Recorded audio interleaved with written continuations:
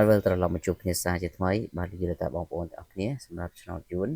បាទថ្មីនៃឆ្នោតយួនចាស់សម្រាប់លេខតូចនិងលេខធំបាទយើងក៏មានជារៀងរាល់ថ្ងៃដើម្បីចែកជូនទៅកាន់បងប្អូនបាទដោយសពដងហើយសម្រាប់បងប្អូនថ្មីឬក៏បងប្អូនចាស់ដែលតែងតែតាមដានទស្សនាកន្លងមកមិនទាន់បានចុច follow page ចុច like ចុច share ហ្នឹងក៏សូមបងប្អូនជួយចុច subscribe ចុច follow page ចុច like ចុច share និងចុច comment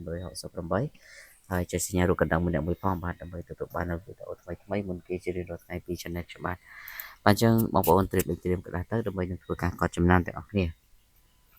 បាទយើងចូលទៅកាន់តម្រុយរបស់យើងសម្រាប់ថ្ងៃទី1ខែ8ឆ្នាំ2026សម្រាប់ដើមខែ8នេះបងប្អូនទាំងអស់គ្នាបាទយើងសង្ឃឹមជឿជាក់ថានឹងទទួលបានលាភសំណាងទាំងអស់គ្នាបាទកុំឲ្យជួប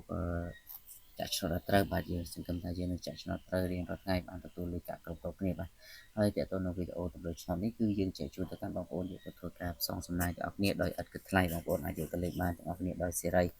អញ្ចឹងបងប្អូនទាំងអស់គ្នាបាទកុំភ្លេចតាមដានវីដេអូនេះតាំងពីដើមរហូតដល់ចប់ហើយយើងចូលទៅកាន់តម្រុយសម្រាប់ក្របទី1សម្រាប់ដែលយើងធ្វើការផ្សងសំណាងសម្រាប់ឆ្នោតយួនថ្មីយួនចាស់បាទយើងលេខម៉ោង10កន្លះម៉ោង1កន្លះម៉ោង4កន្លះនិងម៉ោង6កន្លះបាទយើងលេខ4ម៉ោងហ្នឹងចាំបងប្អូនសុំលេងក្របទី1 63ក្របទី2យើងលេង24បាទយើងលេង24សម្រាប់បងប្អូនដែលមានលទ្ធភាពបងប្អូនអាចធ្វើការគុណត្រឡប់បានឱកាសនៃការទទួលបានលេខសំណាងក៏រត់ទៅខ្ពស់បន្ថែមទៀតបាទចំណែកក្របទី3យើងលេង40គាត់បាទនិងក្របទី4បងប្អូនសូមលេខ90គាត់បាទចឹង4គ្រាប់នេះបងប្អូនកុំភ្លេចយកទៅធ្វើការផ្សងសំណាងទាំងអស់គ្នាចំពោះ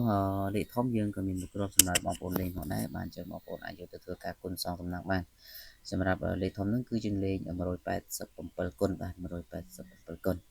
អញ្ចឹងសម្រាប់ថ្ងៃនេះមានថាលេខតូចនិងលេខធំខ្ញុំបាទក៏បានចែកជូនទៅកាន់បងប្អូនរួចរាល់ហើយអញ្ចឹងសូមអរគុណ